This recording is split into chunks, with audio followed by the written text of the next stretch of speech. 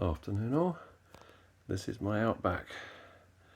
I thought I'd show you some of the stuff I've done to it. Bodywork wise, I took off the rear wheel mount and flipped this the other way. I also put the HG toolbox from the Humvee in the back. At the front,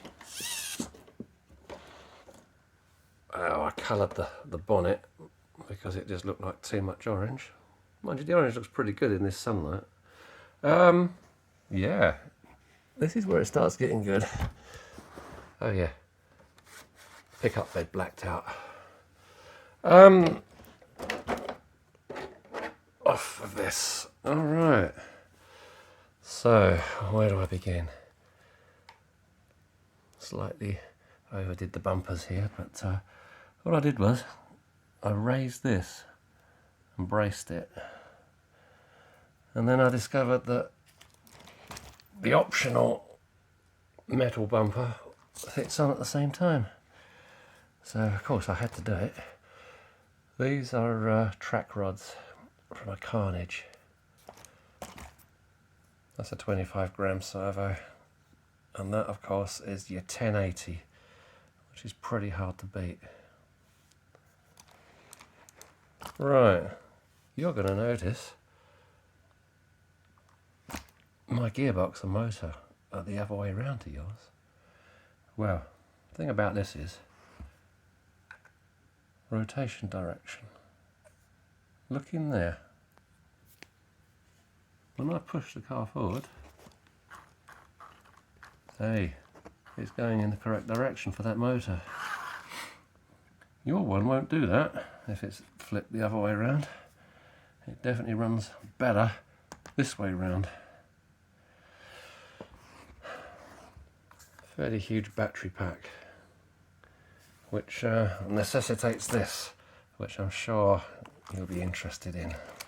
This is the roll bar.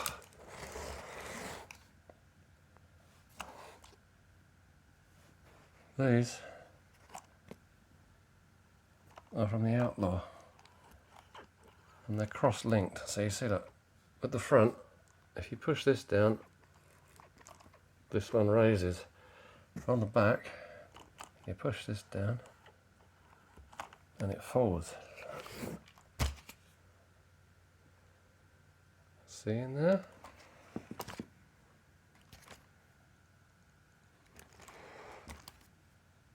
This arm is connected to the axle.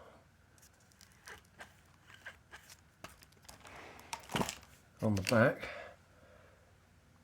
I move the spring mounts outwards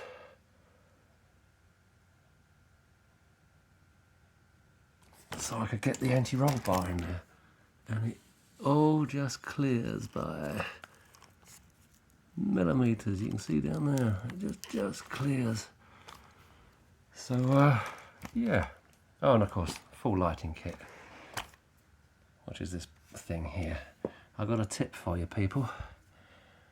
Do not run the lighting kit at the higher servo output because the resistor gets hot. Oh yeah, this is important,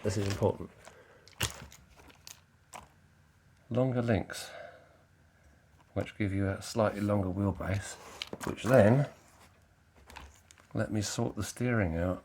So I've actually got full travel and nothing hits, and there's no bump steer. And this is really important. If you got one of these, put yourself some heat shrink around it so that the little spring that holds the pin in place doesn't come undone. Because these drive shafts are £38 each. And I think that's probably about all I have for you.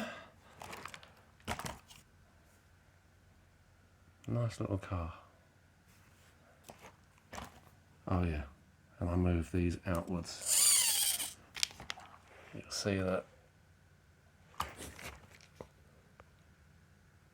they go to a different mounting point.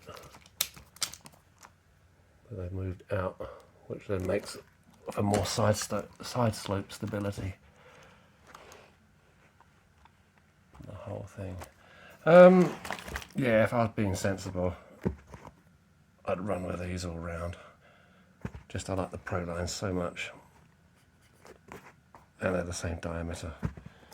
And they're even better in mud, although they're not as good climbing over rocks. But there's no rocks where I live. Alright. Have a nice afternoon, everyone.